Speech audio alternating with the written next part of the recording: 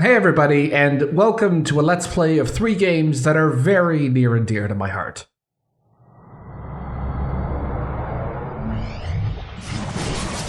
Activision presents a smashing blast from the past. Developed by Vicarious Visions. This is the Crash Bandicoot and Sane Trilogy, developed by Vicarious Visions. It's a quasi-remake of the classic platforming games created by Naughty Dog in the mid-late 90s. These games were definitely a huge part of my childhood, and I'm speaking to someone who did not have that pleasure. As usual, my friend Petey Precious Roy. How's it going, everybody? Oh, he seems to have way more polygons than a couple of seconds ago. Yeah, he looks furrier than I remember. So this is the Sane Trilogy. I'm going to be playing this game one game at a time. We're not going to be doing a single thread like before, just to keep things a little more focused. It's Crash Bandicoot! The Crash Bandicoot and Sane Trilogy recreates a lot of the original experience, but it does not have the old title screens. So just for the sake of nostalgia, we're going to see those as well. Oh man, this is bringing back some memories. I may not have played these, but I played plenty of games with chonky pixels. Well, the PS1 had a native output of 240p, I think. So, Yep. Yeah, that's the same logo they're still using now, Naughty Dog.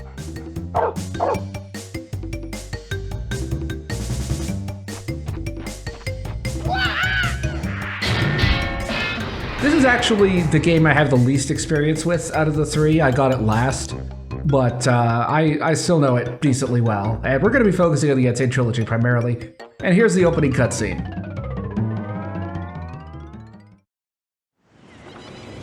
But, Dr. Cortex, we haven't determined the cause of past failures.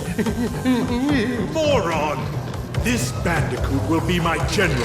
He will lead my Cortex commandos to world domination.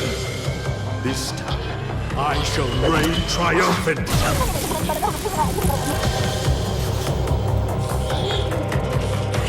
We are closer than ever before.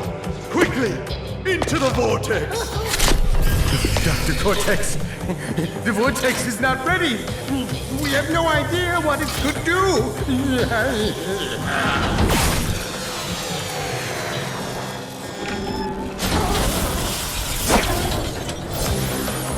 Failure again. Capture him! Uh-oh.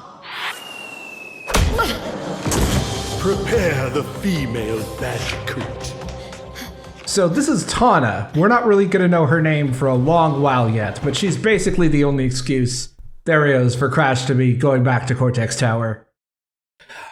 Ah, okay, so she's the MacGuffin. I believe the design notes on her for when Naughty Dog was creating her character was to create Pamela Anderson with brains.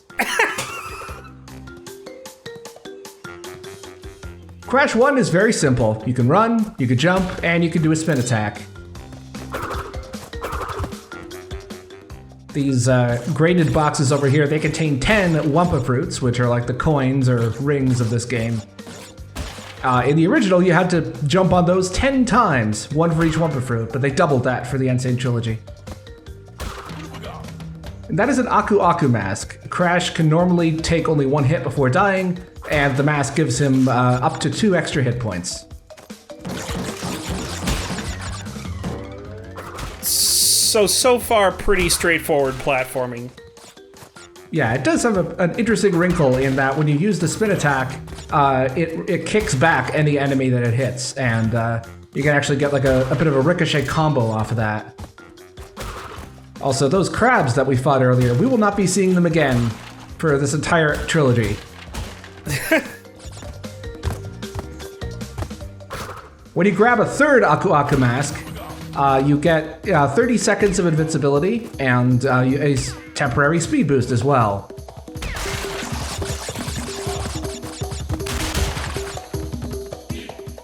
this game's level design is uniquely linear for other 3D games at the time. Also, those gray exclamation mark boxes. They usually do something in the background, whether it's creating new boxes or some other event. Okay. Yeah, backtracking is a big feature, especially in later Crash games, where you'll be presented with a split path and you'll have to cross over both of them in order to get all the crates in the level. You don't have to break all the crates in order to complete the level, but if you do, you get a special gem. Aha! There's usually one at each level. Actually, no, in the first Crash there is only one per level, but there are some later on that have special conditions, shall we say.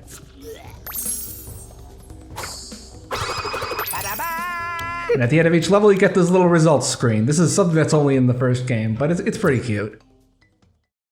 Oh, Crash is very expressive. Yes, that he is. The idea behind this game was to make a basically an interactive Warner Brothers cartoon, and I think that Naughty Dog succeeded in that regard.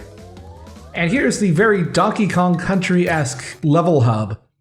Again, only exists in the first Crash.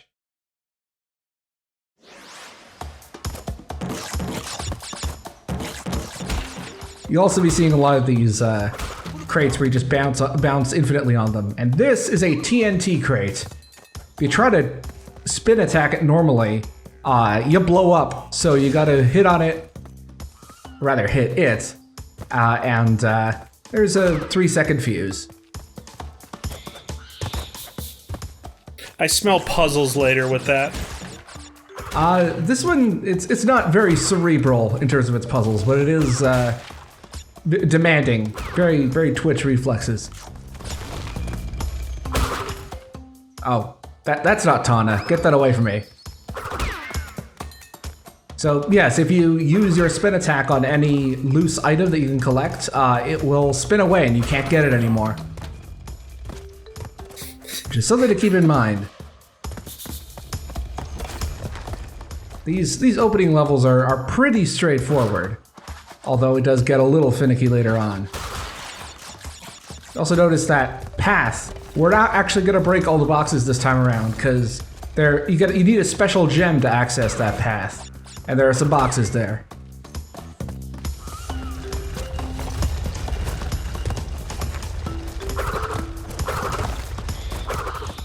Yeah, this is a bit finicky sometimes, especially with the new hitboxes in the Sane Trilogy. So new, not necessarily better?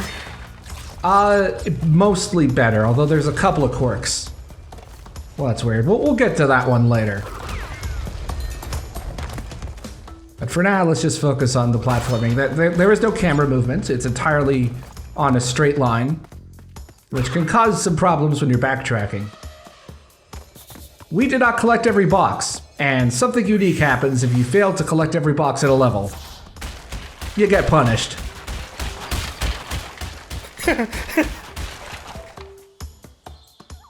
He doesn't seem to mind, though.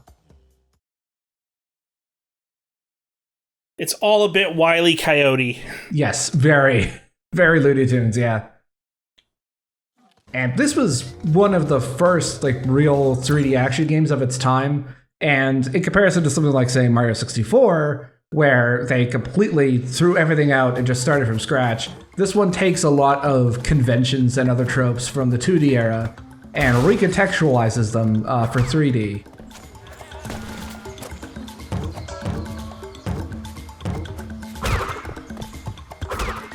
Yeah, those turtles will come up in one level much later on. That will cause a great deal of consternation, both for players nowadays and back in 1996. These little platforms here, you spin on them, and for a limited time they straighten out, and you can jump over here. This is it's a 2D level, but it's not completely 2D. You can still jump into the foreground and background. Huh. And once again, you can't get the gem this time around. They do that a lot in the first of the 3 islands that are that are in this game. The game's pacing is very strange. We won't actually be able to get everything until, or everything in this island, until we finish the very last or second last level in the game. At that point, you can backtrack. These guys, you have to jump on top of them, and then they raise their shields, and you spin attack them. So would you say some of that content is post-game, or...? Not in the traditional sense, because, I mean, you don't have to beat the final boss in order to access it, but it's late game, certainly. Sure. Oh dear. Watch out, Crash.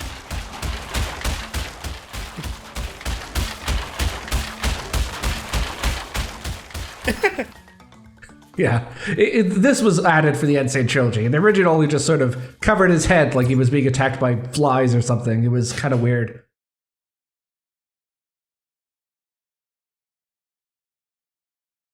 And coming up next is a gameplay style that Crash Bandicoot made particularly famous throughout the original 3 games.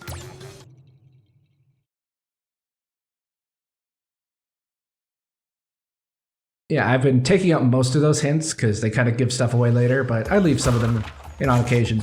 Anyway, this is a lot of the level design gimmicks of the first game are Naughty Dog experimenting with different camera angles.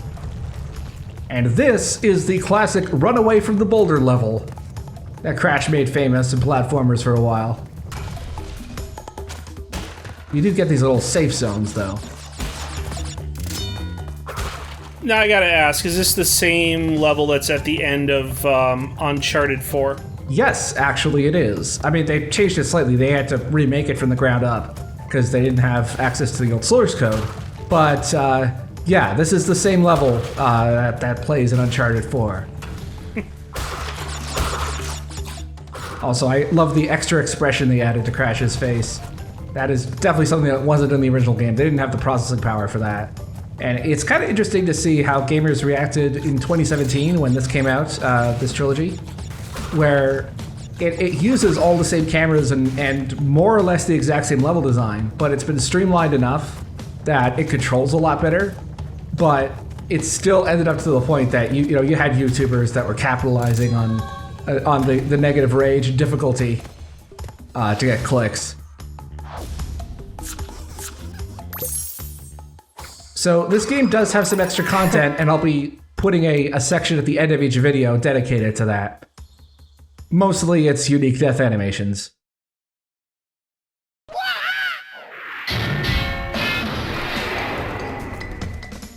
So Crash, again, plays like an interactive Warner Brothers cartoon, and that includes some very exaggerated death animations, as you can see there. A lot of which appear to involve his shoes. Yes. That is actually an animation that came in Crash 2. Crash 1 has a totally different contact death scene.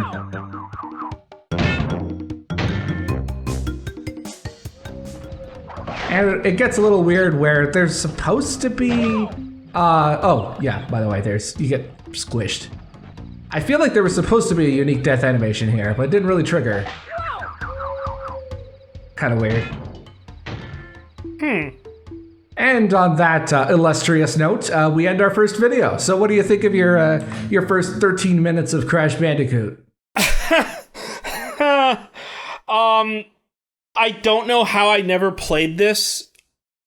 And I get the feeling I'm going to be apologizing for that throughout this Let's Play.